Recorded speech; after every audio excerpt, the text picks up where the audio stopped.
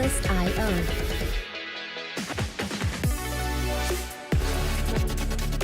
Hello everyone and welcome to the latest episode of You Deserve Fresh Lettuce. I am your co-host Rachel. I'm Dahlia. And this episode we're going to be talking about staying for the kids. Oh my Kiddos, gosh. the babies. The babies. Don't forget to follow us on social media at YDFL Podcast. If you're listening on your favorite podcast platform, don't forget you can head on over to YouTube and watch our lovely expressions. Yes. You could like, share, subscribe. If you're at home listening to Alexa, And ask her to play You Deserve Fresh Lettuce podcast. Yes. Okay, we're going to talk about staying for the kids. Listen, this is a topic that weaves in and out of most of our episodes at some point or another, but we haven't had a whole dedicated episode to it. So hopefully you can pull up your tea, coffee, tequila, whatever it is that you're and drinking. enjoy this episode. All right. You and I have recently had a conversation about the fact that we didn't cheat on our husbands. Right. And we were like, and I remember asking you, you know what's weird, or telling you, you know what's weird? I realized during the show and unpacking certain things behind the scenes, Right. that I actually didn't cheat on my husband for the reasons that my husband probably thought I didn't cheat on him, which means I didn't cheat on him because I didn't go, oh my God, I loved him so much, I can't do that to him. I literally thought, I can't go out like that because of my kids. I ain't going out like that. And you were like, I was, yeah. well, yeah and no, because my kids are really small actually, so they wouldn't know the difference, and I don't think they really remember like when we were together, because I left when the little one was like 4. Yeah. For me though, it's a little different just because I would just think everything to me is kind of like a balancing act. So if I get caught with this guy, is this guy worth me losing my entire family over? Right. And I'm a very like grounded, family-oriented person. At least I want to believe that. And I was like, not this person, not that person, not that person's worth it. I will not risk losing everything over someone that's not worth it. Now, I do know that, for a long time, I got pregnant, and then, sometimes like it's like the pregnancy that you're like, now you're stuck and you're trying to work things out, and you're like, okay, I'm just going to stay during these holidays, and then another year comes by, and then things kind of seem to get a little bit better, and then you're like, okay, I'm going to stay till this, and then till that, and then it's like, now they have graduation, now they're graduating from kindergarten, from junior high, from high school, and then all of a sudden, I think that the midlife crisis situation happens, and that's when people tap out, and that's why sometimes people are married over 20 years and they're like, yeah, we're not doing this no more. It's illegitimate. What really threw me off when her and I had this conversation off camera the other day was it was like the same reasons. And I literally was like, wait a minute, how many women are out there literally staying in the marriage, staying faithful for these exact same reasons that we shared? And how many husbands are out there thinking, oh, my wife, she loves me, but maybe as a man, you're like, I don't know that I love her the same. Yeah. And you're looking around and you're feeling kind of sorry for her because, oh my God, the poor woman's in love with me. And that's why she stays. News flash. Dahlia and I came from two very different worlds, divorced in two very different scenarios. Yeah. And at the end of the day, we shared something very much in common. We didn't step out of the marriage or in the marriage for almost the identical reasons. And it had nothing to do with the man that we were married to. Right. Very, very odd. Again, all these years after divorce, I'm going, wait, what? Yeah. And so doing this episode, it's like, okay, yeah, technically staying for the kids, because that's what it kind of is when you say, I don't want to disrupt my family, right? Because family is a big value. But yet there's people who are literally suffering a slow death by marriage because they're waiting for the kids to graduate from high school. They're waiting for the kids to leave the home. So I think it has a lot to do with the way that your upbringing was. So like if your parent wasn't in the house, then you would really fight to have your parents together because you would fight for that unity. If, so it just depends. Like, do you come from a divorced family? Do you come from a family that your parents are still together? Like, I can tell you, like, for instance, my upbringing was my parents are still together, but I probably wouldn't have been with my dad as long as my mother's been with my dad, to be and I love my dad and I love my mom, but she's stuck it through, and her thought process was her dad wasn't in the picture because he died so young. So she fought through the entire marriage to keep it together for the family, for me and my brothers and sisters. So we would have that. But I always say, like, do you come from a broken home or do you live in one? Right. And so I could say for me, you know, without giving too much information, in my opinion, I feel like we were kind of living in a broken home because I didn't see so much love going on. And I just remember thinking, if it doesn't work out, I'd rather just get out than to try to like push through. And obviously if there's like infidelity, if the guy's like, you know, now being very aggressive, he's hitting you, he's doing this, he's like being a cheapskate with you, blah, blah, blah. You know, the things where he takes off for the weekend. I've heard it all.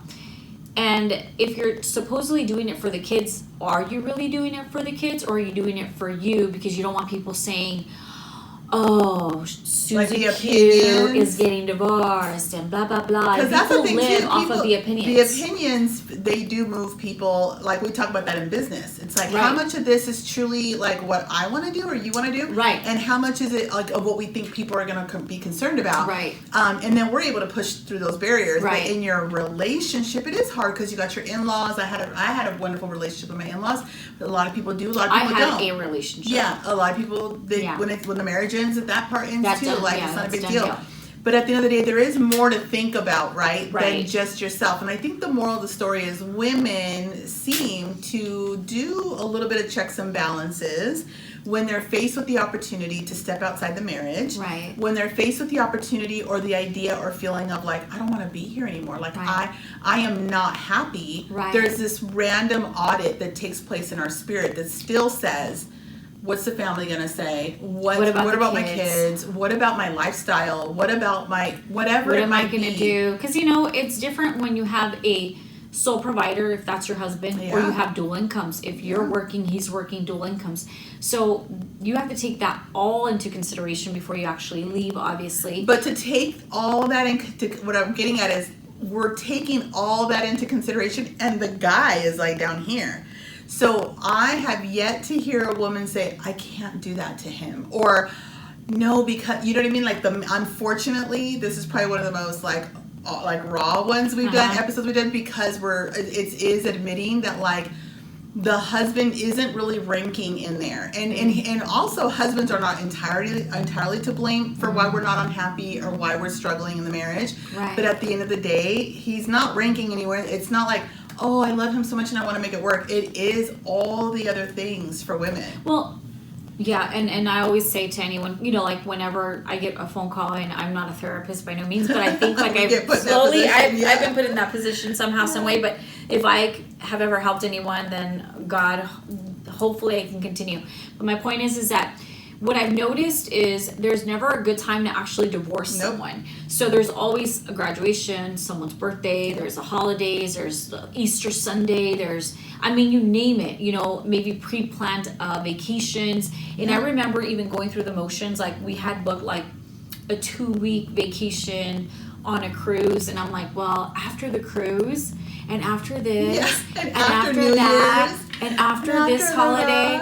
And then there was a moment where I was like, yeah, there's no more after. This is it. Like, we're done. And then you have to close the chapter. But there's a lot of people that live in miserable circumstances, supposedly for the kids.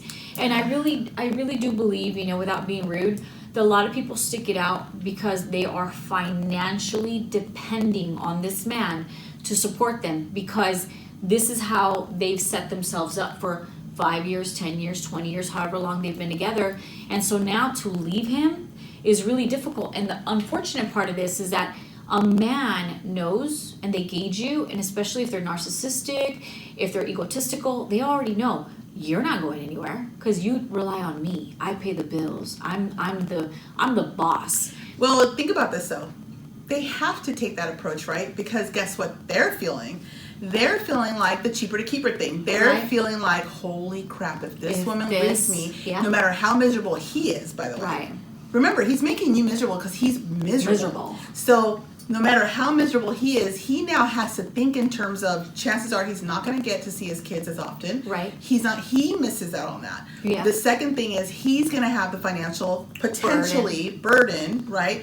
Of that. So guess what? Now he has to think about financial. He has to think about the situation with the kids. So it's a double-edged sword, right? Is, yeah. And so as women, we tend to just focus on our own thing and go, oh my God, like how am I going to survive? But he has to potentially plug these weird insecurities into you. Right. So you don't think of like, fleeing the coop or flying the coop or whatever they say. Yeah. So that way he's not going to have to pay that burden. Right. And let me tell you, the difference I think between men and women, in most cases, not all cases, is the guy will go, well, what she doesn't know doesn't hurt, and whatever happens over here happens. Right. And we look at the numbers, Dahlia and I. Yeah. Statistically speaking, in something like 90% of all divorces, it's when the woman is fed up is when the marriage ends. Right. That's who files the papers. It.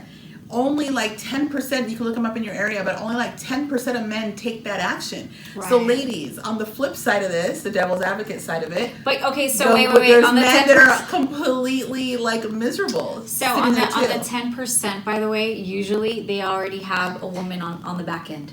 Meaning like they were cheating with the secretary, with the HR manager, with the this, with the that, and they're gonna go ahead and end that marriage because they have a backup plan. Usually that's, I'm not saying that's the 10%, but I would say that's probably 7%. And the 3% could be like the ones that are like, we'd have to look it up, but we might have to look that up, but it's a lot. Like it's like what you're saying. A lot of the time the women are the ones that file for divorce. They're the ones that get, when the marriage genuinely ends when the woman is fed up.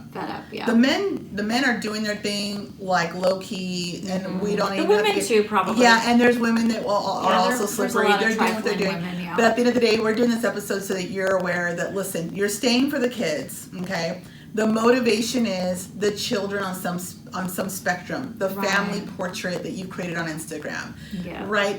Whatever the family dynamic is with the in-laws or whatever it is, it's not. It goes beyond my husband and our relationship. And the kids, the number of men, and here's what's interesting. Men, this is really interesting to me. Men will literally hold their breath and stick it out until the kids leave the home. Women are thinking, well, we make it to the empty nest stage. Now we're going to get to live the next chapter of our lives together. Maybe we're going to go to Palm Springs for the weekends, and we're going to plant a tomato garden. And the whole time, the dude is literally like, as soon as the last one graduates high school, I'm out. I am out. I'm out. Even if he physically doesn't leave, he is making tapped moves. out. Yeah, he's tapped out. He's tapped out. Yeah. And I keep seeing that so much that I'm like, oh, if only they knew, they could have just done it earlier and it would have benefited both I of think them. it's, to me, I think if you know that you guys aren't getting along and you've tried counseling, you've tried this and getting away, and I think that we try everything. We invite God into our relationships sometimes, depending if you're lacking that. You try to do the date night. I think that's important too, though. If you've stopped that, maybe you introduce that, but maybe you've tried everything.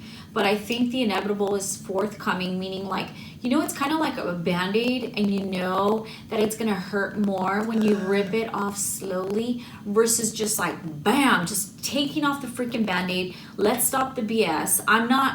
We're not advocates for divorce, by the way. Yeah. If you can, kind of go around it and work it through, try. Yeah. But sometimes if you wait 5 years, it's just 5 years of misery. Yeah. It's 5 years additional to the pot of we call this, like when people say, well, I already invested 5 years or 10 years or 20 years. It's like, there is no ROI on that. Like, you're never going to see a return. And the thing is, like, you can have the money in the world, you can have the luxuries of the world, but the one thing you will never, you can buy anything, but you cannot buy time. You can't buy love or respect. You cannot buy time, though. Yeah. And so, or love and respect also. Yeah. So once you've, clocked in and you keep on clocking in every day, and it's like a really miserable job for the last 15, 20 years for the kids, you're probably making the kids miserable because the kids see it. I mean, when there's animosity, the kids can feel the animosity. Yeah. And it depends on who you're dealing with. So if you have a son and you have a daughter,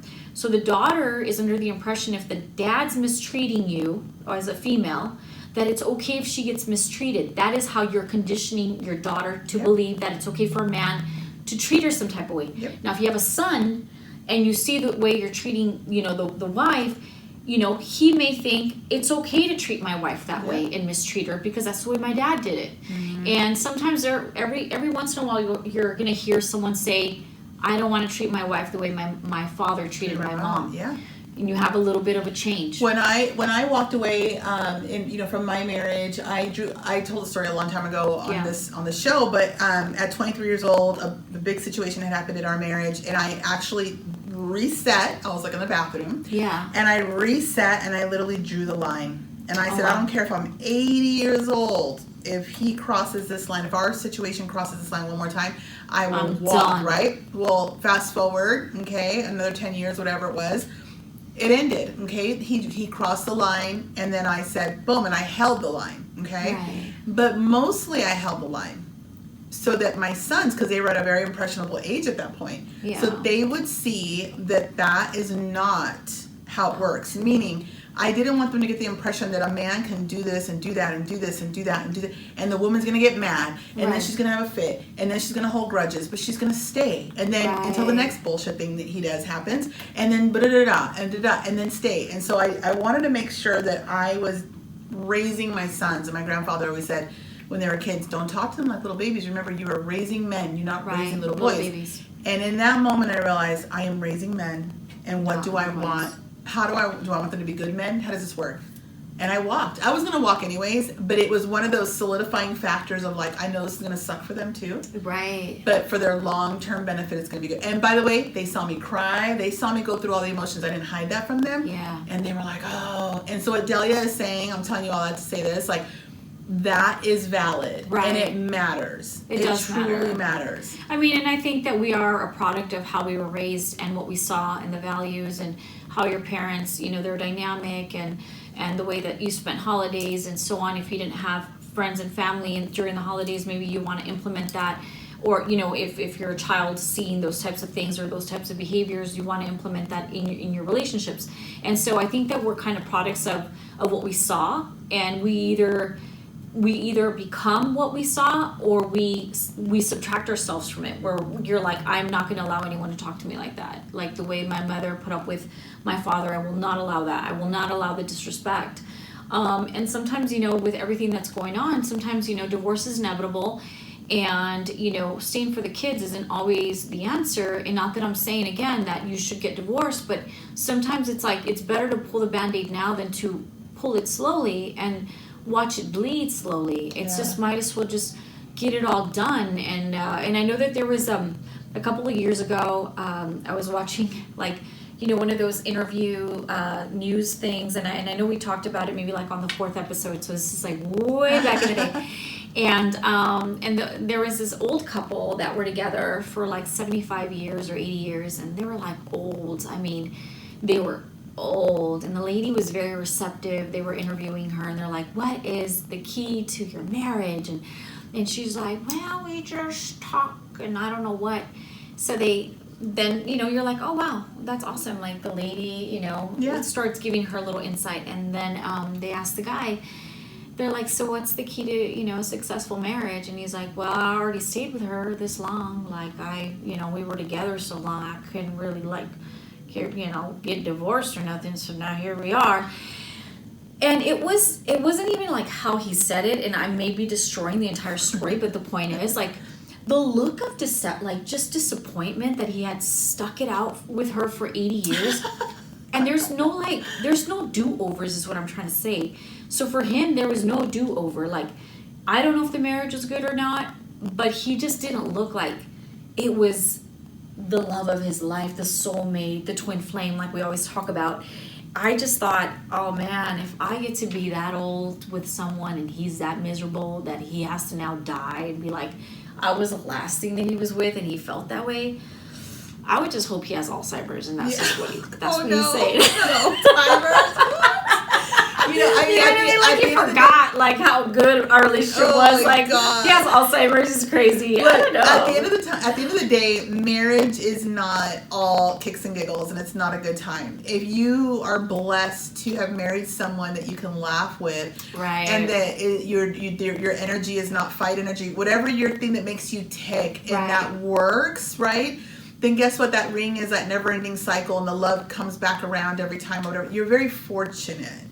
But that's not the majority. And so many people go into it with this expectation. It's literally not realistic. Well, and it's what we talk about. And we talk about it on the show. Oh, we're going to have sex every day, and then it's going to be like have this, so much fun, and we're going to take you here. We're going to go there, and it's like, no. Well, all the things that were super, fiery to get you into the relationship likely fizzle out at some stage. And in this particular episode, talking about people staying for the kids, the thing that sticks to me the most is when the kids become teenagers, and the number of marriages that truly end once that last one goes to college or graduates or whatever.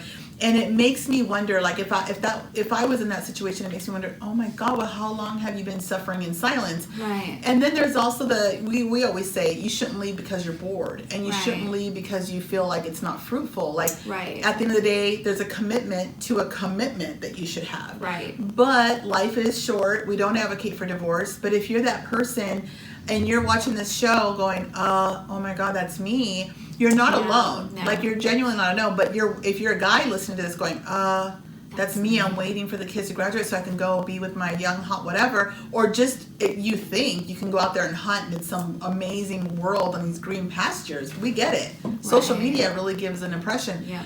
But I'll tell you, your wife is probably sitting there going, oh my God. And she's probably not sitting there together with you because of you. And the ego really makes you sit there going, well, she loves me so much, I can't go out like that. Right. Technically, she probably does love you. Right. But she loves the dynamic a lot more. And the stability, or supposedly, right, that you offer probably way more. Yeah, maybe. But if you're going through it, you could either, kind of do the checks and balances to see, is this an inevitable Band-Aid that we need to just pull off? Or is there a way to maybe take a weekend trip, maybe talk to your significant other, maybe go to church, maybe go through like some type of down and counseling of some sort. If you know it's over in your heart, you have nothing to lose really in that regard. If you just sit down, and this is talking to the people that are about to be empty nesters. Right. If you just sit down, look at your wife and go, honey, it's been a good run, but I want you to know, if you're done, I'm done. Like, let's be done together. Yeah. Like, you want to do this? Can you imagine, like, let's just Thelma and Louise this whole freaking thing and be like, life is too short. Bang, bang. I care about you. I want you to go be happy. I care about me. I want to go be happy. And, like, come on, we could probably be adults here and just be like. I mean, honestly, I think if you can have that conversation as adults and you can literally sit down and be fair with each other and, just, okay, we have a house, somehow, some way, someone's going to stay, someone's going to leave, and get no attorneys involved, because that just gets so messy. And always remember that, this is kind of going on a tangent, but when you're negotiating something, there has to be, both people have to leave something on the table. That's something that I've learned at my age now, in order for it to be a fair transaction, whether it's something that you really didn't want to part ways with, and vice versa. Like, both people need to leave something on the table for it to be a fair situation. And you know what? I think there's no reason why you can't, have a amicable divorce if that's the path you decide to lead in. But if you do decide to stay, I mean, really think about what you're doing to not add value to your marriage and how you can possibly fix it. But sometimes you're 20, 25 years deep and you're like, I just don't have another 20 years in me to do this anymore. And it's like going to war and then coming back out and then them sending you right back out and they're saying, hey, you got to just go back in. So really take into consideration the old couple that I just messed up the entire story. But the guy looked so like I can't even tell you, like, I felt so sorry for the guy. It was like, why'd you stay? Like, it's like that one saying, it's like, why'd you stay, bro? Like, why'd you stay that long, bro? You want to see it through that why'd you had to see it through, man. That generation was seeing it through. Do me part from this woman. Yes. I promise you. So anyway. Hey, listen, always know that you can have a conversation. If you know that you're done, or if you know if you're a woman that you go, God, as soon as my youngest enters 9th grade, you know the clock starts. Start getting your ducks in a row, your finances in a row, your emotions in a row. Start looking at the exit doors like you would on an airplane to go, okay, what does this look like for me? Because by the time your child goes to graduate, you might decide, no, I'll just stay. You never know. You never know. You could, and then maybe it was something that you did, I mean, and the unfortunate thing, I mean, we're about to end this, but I think the unfortunate thing is that when you first start, and you're young and you're fruitful and you're this and you're that, and then all of a sudden, things change and you're 20 years deep and now you don't care about your physique, and now, the youngest is about to go to high school, so you got 4 years, now the girls, like, where you see the guys that are now at the gym, and they're, like, getting the six-packs and this. Everybody gets a revenge body, and nobody did it for their spouse, and that's a whole other show. Yeah. But at the end of the day, you know what you got to do to make it in the world, and just look out the window and see, and you might find, like I said, it's not for you. You might find, or you could look at your husband, see that he's a miserable lump on the log, and go, honey, what are we doing? Yeah. Where do you see us in 5 years when the kids finish school? I see myself in a big old yacht with a bunch of hot helicopter, boats and hoes, honey. Boats and hoes. All right, you guys, no matter what you decide or what you do, remember, you deserve fresh lettuce. Check you next week.